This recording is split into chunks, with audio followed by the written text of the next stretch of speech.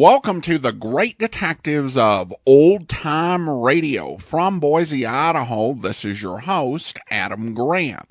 If you have a comment, email it to me, box13@greatdetectives.net. Follow us on Twitter at Radio Detectives and become one of our friends on Facebook.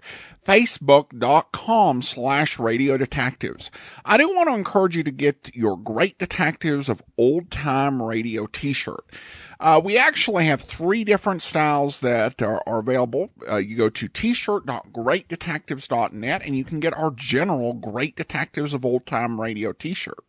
At yours truly .greatdetectives.net, you can get the Johnny Dollar 70th anniversary t-shirt that we did up back in 2019. And then you can also get the Joe Friday Never Said Just the Facts Ma'am t-shirt available at friday.greatdetectives.net. And they make great Christmas presents for fans of the program, and you definitely want to get your order in as soon as possible because these t-shirts are printed on demand. So go to t-shirt.greatdetectives.net. Well, now it's time for today's episode of yours truly, Johnny Dollar.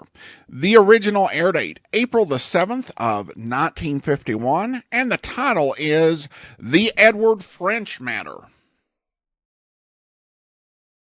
From Hollywood, it's time now for Edmund O'Brien as Johnny Dollar.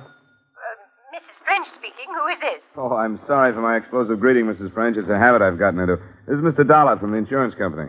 Oh, yes, I received the message that you'd called. But I don't think I understand you're coming to Chicago. Well, I guess they haven't got around to writing you about it. They sent me here to talk to you about your son. I see.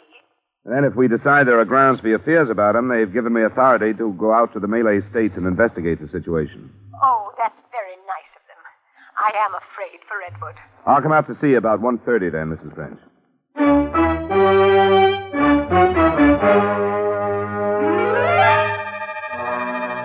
Edmund O'Brien in a transcribed adventure of the man with the action-packed expense account. America's fabulous freelance insurance investigator. Yours truly, Johnny Dollar.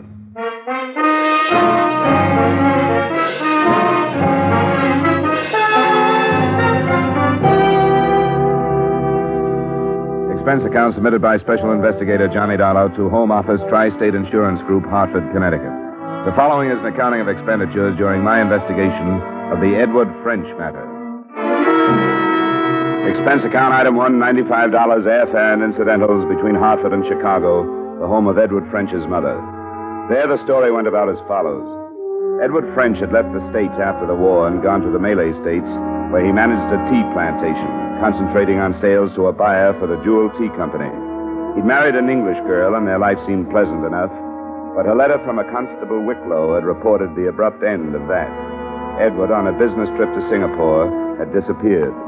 The current crop of Malay guerrillas was suspected, but there was not one clue as to whether he was alive or dead.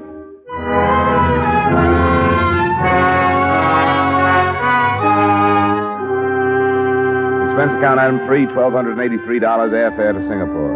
It was almost a week later that I jostled my way through the crowded streets to the office of the Jewel Tea buyer, Mr. Neeps. You know, it's odd, Mr. Dollar. You won't believe this, but I was thinking of Ed just as you walked through that door. You knew about the disappearance? Oh, yes. Constable from Raub sent word down a week after he'd been here. Oh, Mr. French did come here after he left his plantation. Yes, we finished our business in the afternoon and went to dinner at the club that night. He left the following morning. Did you hear from him the following morning? Well, no, but I knew that was his plan.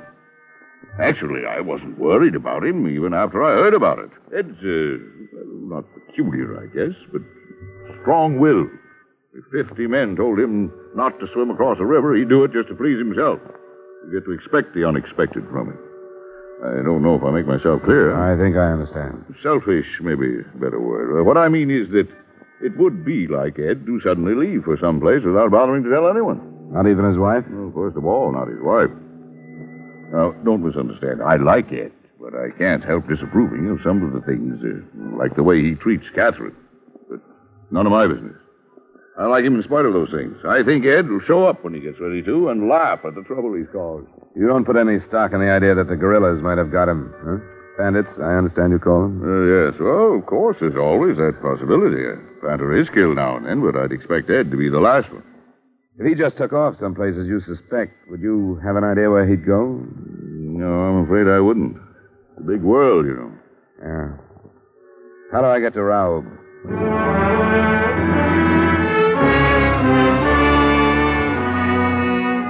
I began to appreciate the state of siege British Malaya is living under when I boarded the train the next morning.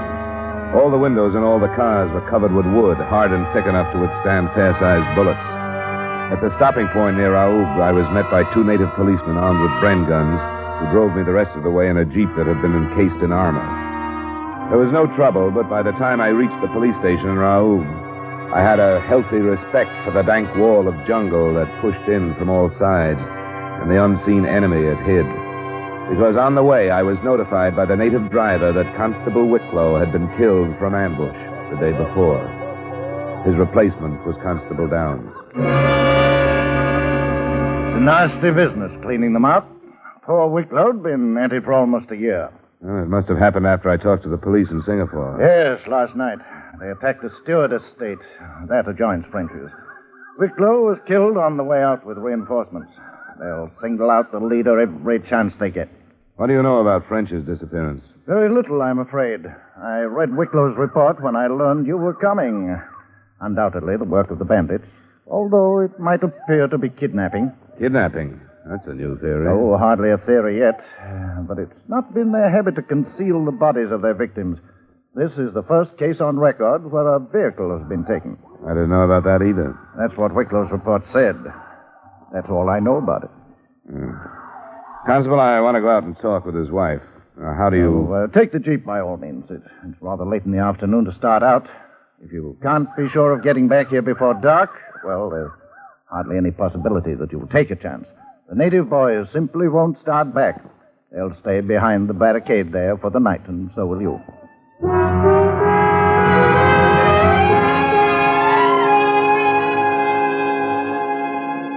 The French estate, like the others, maintained about 50 private soldiers who held defensive positions about the place 24 hours a day.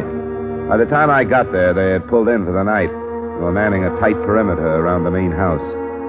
As the jeep passed through it, I saw that they were fairly well armed with rifles, light automatic weapons, and grenades. In sight of all this, waiting on the veranda, and dressed as though she were about to leave for a cocktail party, Mrs. French looked entirely out of place.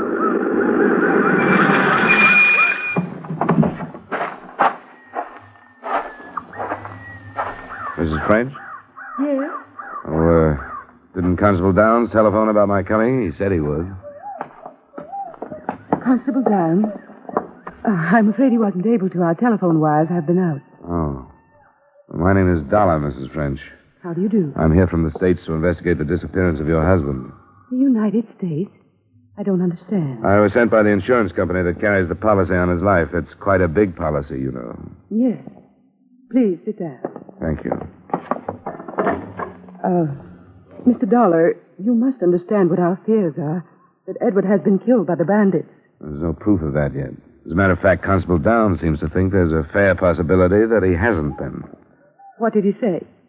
That they never bother to hide anyone they've killed, and your husband's body hasn't been found.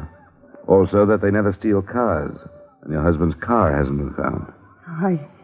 I haven't dared to hope. What does he think it means? I don't think he's sure, but he mentioned kidnapping. I didn't know until I talked to him that your husband had been in his car when he disappeared. Does that mean that he drove to Singapore? Yes, he always drove. Through more than 200 miles of jungle during an emergency like this? Why would he do that? Because everybody told him that he shouldn't. My husband was like that. You're convinced that he's dead, aren't you? Well, I haven't dared to hope.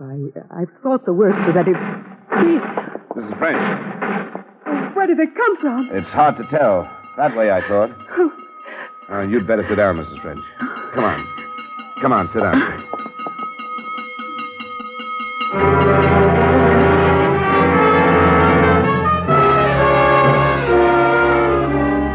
About 15 minutes later, I thought I understood her violent reaction to the shots in the far distance.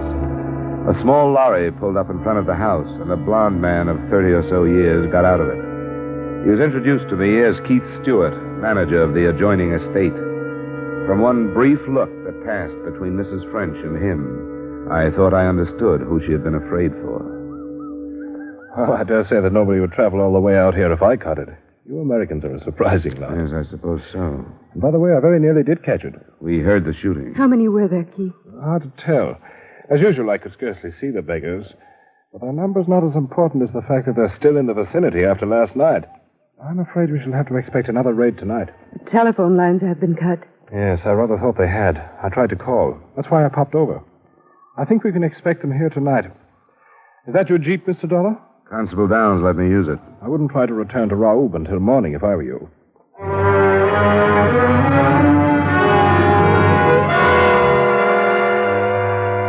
2 hours later, it was dark. A double guard had been posted, and floodlights glared out in a 200-yard circle around the house. There was a rather strange supper shared by Mrs. French, Keith Stewart, and myself. The association between the two was obvious to me by the time coffee was served, and the rest of it came out later that night. I couldn't sleep in the uneasy house, and at 11 I left my room to go get some air on the veranda. But they were already there. And what I overheard from inside the house just about settled the case as far as I was concerned. I was waiting for a definite statement when the conversation was interrupted. Here. Go inside, Captain. What is it, Stewart? Well, sir, did our little war awaken you? I wasn't asleep. You said you had a weapon for me? Yeah. Go inside, Captain. All right. Please be careful. Right over here, Mr. Dollar.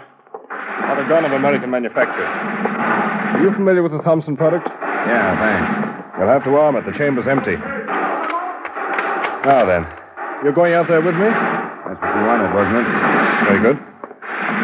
Rather an odd way to carry on an insurance investigation, isn't it? That's right. But you would hardly call this an ordinary case.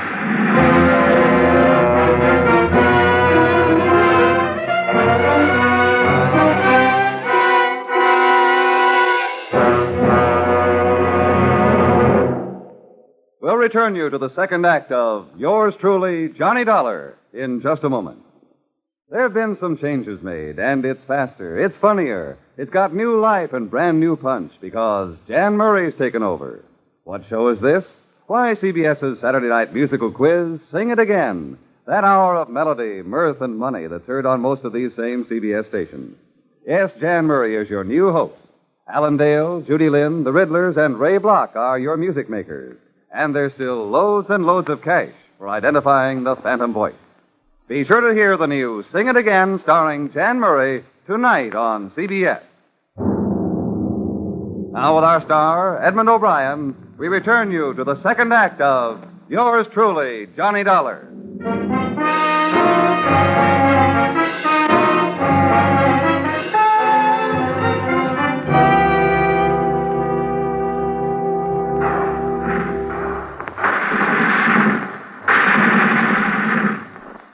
Converge your fire!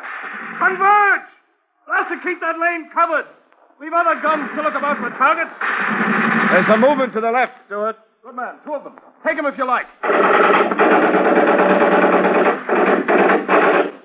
There's 100 of them. The main force all right. Swing your fire! You there! Concentrate on their rear. You two, Dollar. Straighten them out! We'll be in the enfilade position.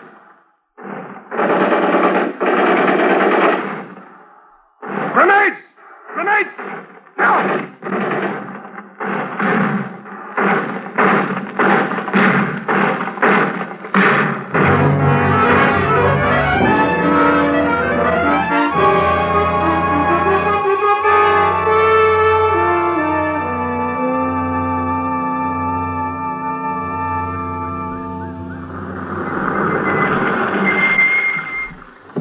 Thanks, man.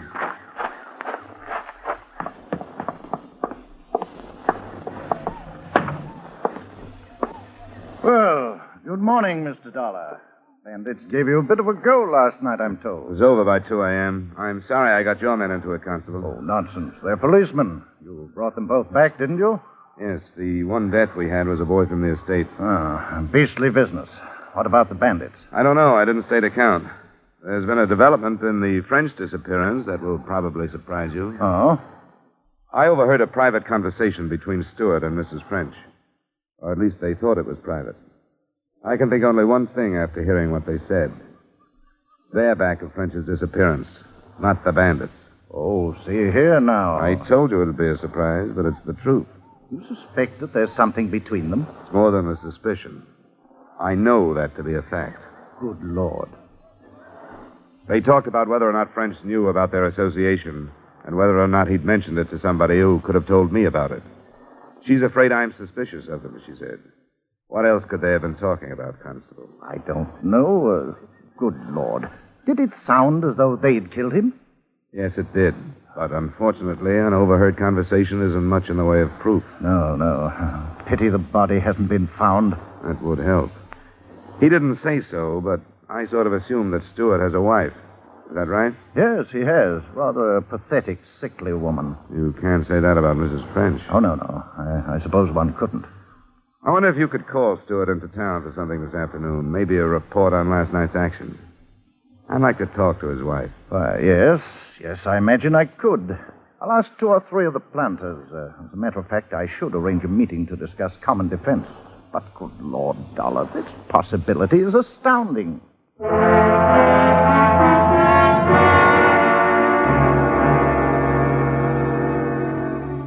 was almost too hot to move when Constable Downs opened his meeting, but I jeeped to the Stewart estate and was admitted to the room where Mrs. Stewart was resting, a pale, fever-ridden woman.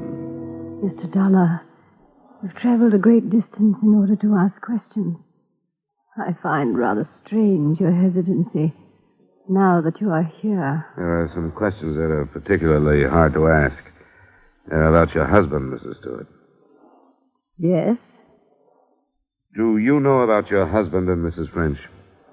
Of course I've known. He's in love with her. And I don't care. Has he spoken of divorce? Under British law, Mr. Dollar, it would be my place to speak of divorce. Why do you ask? I wondered if he or they had any plans for the future.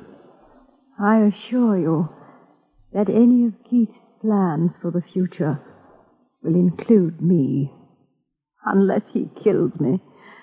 At times I wish he would. Do you think Edward French knew about his wife? I don't know. Mrs. Stewart, I don't know if you really think your husband is capable of killing you. But it looks very much as though he did kill Edward French. I hope he did. And I hope he's punished for it. Can you think of anything that might help me prove that he did? No. Oh, I wish I could remember. French disappeared about a month ago. Evidently, he left Singapore in his car. If your husband killed him, he would have to have met him on the road back. Can you remember your husband leaving for any length of time about a month ago? Yes, I do remember. A month ago. He left before noon in his lorry. He was gone for 2 or 3 hours. Did he say where he'd gone? No. I asked him, and he said he'd been inspecting the groves. But he was lying.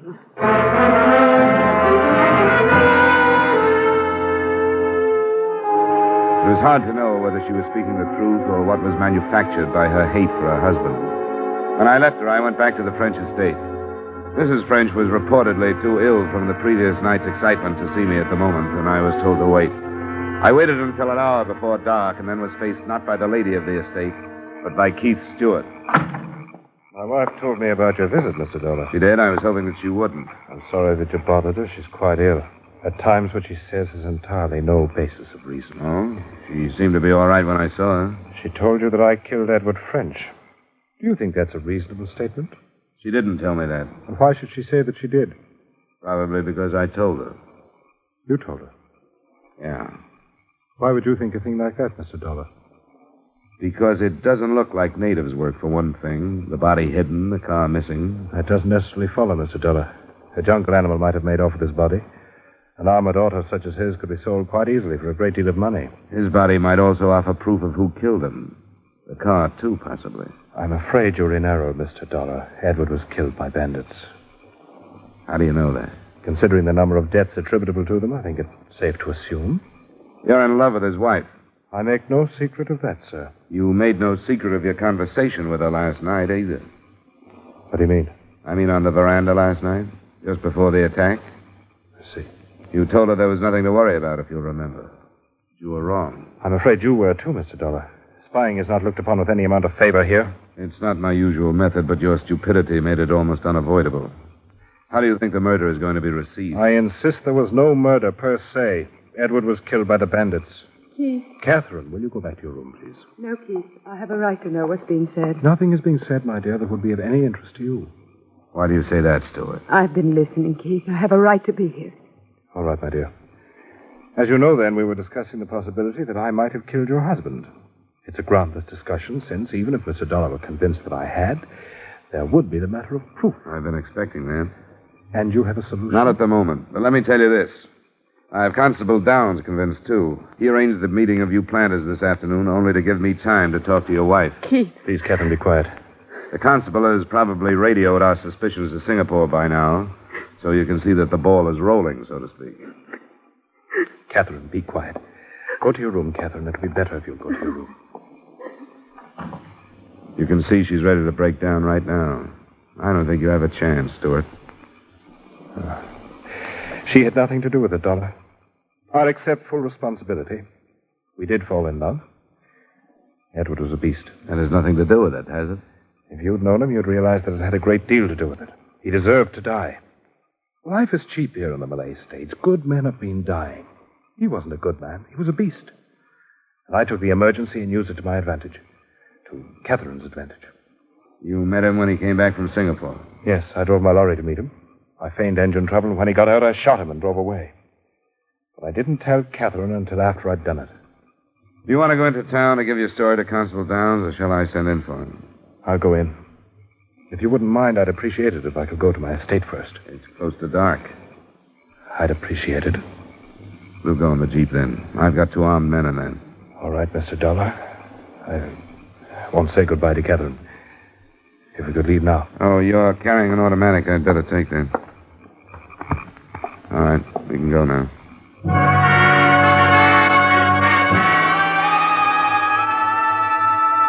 It was too close to dark when we swung into the last mile of his estate. The jungle seemed to press in closer than ever. The orange sun had sunk below the trees by the time we reached the house. The guard was set, and I wondered if I'd spent another night with a Thompson in my hand. We walked into the house, and there faced a man I didn't recognize until Stuart screamed his name. French! French, but how? An emaciated Edward French, a scarecrow, half alive, and holding a pistol in his hand. French? Edward? Yes, Keith. No, Edward, no! You are Edward French? Yes, I'm Edward French. I'm still alive. I stayed alive so I could come back and face the man who thought he'd killed me. How is Catherine? Edward. Is she happy thinking I'm dead? She should have known that I wouldn't die. I didn't die, Keith. Keith was going in to give himself up, French. You won't have to now. Now, wait a minute. Let things go the way they're going. I know how things are going. I don't know you, but don't try to stop me. Edward. Look, Edward, there's nothing I can say. Nothing I can say, but Edward, there must be something.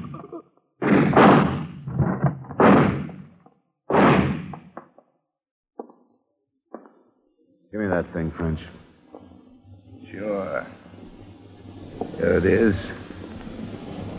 Well, I've shown them a thing or two around here. Yeah? You sure have.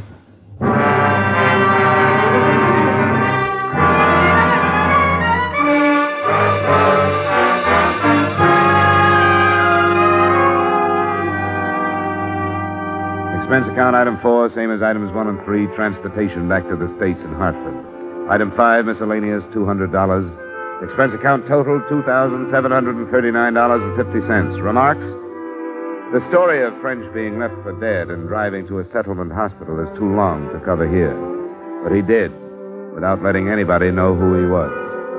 The last I saw of him, he was being booked for murder himself. I had no idea that a cup of tea might have all this background. But I was there. Yours truly, Johnny Dollar.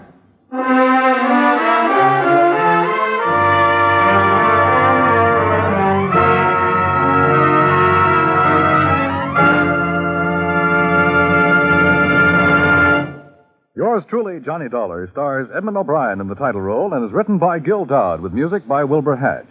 Edmund O'Brien's latest picture is the Paramount Pictures production, The Redhead and the Cowboy. Featured in tonight's cast were Jeanette Nolan, John McIntyre, Tudor Owen, Maria Palmer, and Dan O'Herlihy. Yours truly, Johnny Dollar, was transcribed in Hollywood by Jaime Del Valle. This is Dan Coverly inviting you to join us next week at this time when Edmund O'Brien returns as... Yours truly, Johnny Dollar.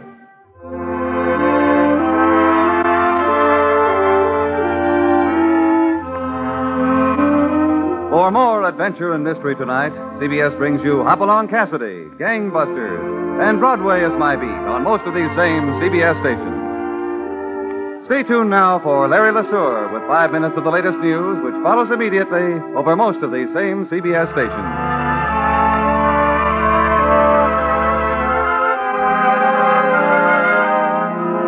This is CBS, where you laugh at Jack Benny every Sunday night, the Columbia Broadcasting System.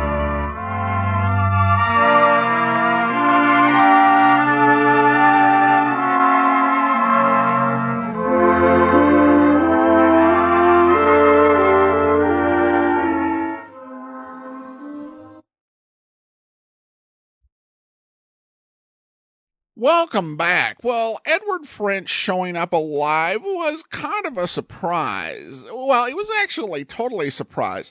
The big challenge, I guess, with that particular scene is, there was just no way that you could actually predict that was going to happen. Like, no clue. It just kind of hit you out of nowhere. But still, as a plot twist, it's pretty good. And you do finally get an idea that all the talk was right. And yeah, he really is an awful person, even though that doesn't justify killing someone. Though the government, I guess, will take care of that for his wife. Of course, this episode was a bit shorter, and we got an explanation at the end, and that was because it's being paired with a news broadcast, which means we're going to be dealing with that probably for the next 10 weeks or so. And it was something that a lot of shows did have. At one time or another, just getting paired off with the news. That was the case with the Frank Sinatra series, Rocky Fortune. Throughout its run, it was paired off with 5 minutes of news. Also happened with the series The Lineup. So, yeah, we're going to have a little bit shorter space for our stories just to make sure that CBS was able to accommodate the news program. All right, well, some listener comments and feedback. And this one comes from Jason, who writes, Adam, thanks for the great show. I've been listening for several years, and I absolutely love it. Thank you for being so diligent in your research of the shows you present. I started listening to the show during the Bob Bailey run of Johnny Dollar. I'm several episodes behind, and Edmund O'Brien is still playing Johnny Dollar. I'm not sure how long his run goes. It seems to me that Edmund O'Brien comes off a lot like Philip Marlowe, which I like because I like Philip Marlowe. Have you noticed this, or is it just me? Well, thanks so much for the comment. I would say he comes off a lot like Philip Marlowe from the novels. I don't think he comes off the same way as the radio version. In many ways, if you take a look at Marlowe and Spade in the novels versus on the radio, and they are different characters. I think the radio Marlowe is a bit gentler and not quite as cynical as the book Marlowe, which I think that Edmund O'Brien is close to. Really, when it came to his roles, he really sort of gravitated to noir roles and these sort of hard-boiled stories. And that does tend to be reflected in the way that he plays Johnny Dollar. So I think that the program is really, at this point, written around that interpretation. And then John writes in over on Facebook, I recently completed listening to all the episodes of Johnny Dollar. In my opinion, the acting of Mandel Kramer and writing ranks the lowest of the series. Rather than action-packed, the episodes were weary conversation-packed. It became difficult to endure a full episode. For the other episodes by other actors, I would listen to multiple episodes during one sitting. John, well, thanks so much for the comment, John. You know, I would agree with the writing during the Mandel Kramer era. And I think that it was a situation where Jack Johnstone was having to write all of the scripts each week. And you're right that you could spend up to 40% of most episodes, because the runtime was shortened too, where you had like 21 minutes to tell a story, and they would spend 8 minutes of it talking beforehand about the investigation that they were going to have. And I think that this didn't really suit Jack Johnstone's talents. And the series, honestly, when you get into those episodes, I would not just say Mandel Kramer, but the later Bob Bailey and the Bob Reddick. You had a series that was really confined to, it seemed like all of the episodes were Hartford, New York, or California, when you could literally have a story anywhere. A story like we heard today, you would not have this location used in a late 50s, early 60s Johnny Dollar story. And so I think it was a lot more limited, and there were problems with the writing. With the acting, I really can't agree. At least not in the lead role. Kramer was a veteran radio actor. He knew his craft, and when there was an episode of Johnny Dollar that gave him a chance to shine, I think he delivered very well. But those episodes that were just intermittent talking about the case before he actually investigated the case, I don't think there's any actor you could take and give them that script and they go out and they perform it. The supporting acting, I can definitely see how that could be off-putting. It was a different quality of acting. Essentially, when we had the Bob Bailey era, and honestly, throughout the series run, you had a group of radio actors in Los Angeles who really, they knew their stuff and were old hands at it. And, able to play a lot of roles. You had Virginia Gregg, Howard McNear, all of those people coming in week after week to, make the show work. You go out to New York City, and a lot of times the supporting actors you get are variable. Sometimes you get somebody with a lot of experience to be a supporting player, like Francis X. Bushman or Santos Ortega. But oftentimes you were getting soap opera and second-string theater actors who didn't have much of a background in radio, but were being called in by CBS to go ahead and work on the program, so that they could save money and keep things in-house. And so I would definitely agree that the quality of supporting acting during, I would say, the whole of the New York run was not as great as it had been throughout the Hollywood run. So thank you so much for the comment, John. Now I want to go ahead and thank our Patreon supporter of the day. Thank you so much to Andy. Andy's been one of our Patreon supporters since May of 2018, currently supporting us at the rookie level of $2 or more per month. Thanks so much for your support, Andy. And that will do it for today. Join us back here tomorrow for Indictment, and we'll be back next Friday with another episode of yours truly, Johnny Dollar. In the meantime, send your comments to box13 at greatdetectives.net. Follow us on Twitter at Radio Detectives, and become one of our friends on Facebook, facebook.com/Radio Detectives. From Boise, Idaho, this is your host, Adam Graham, signing off.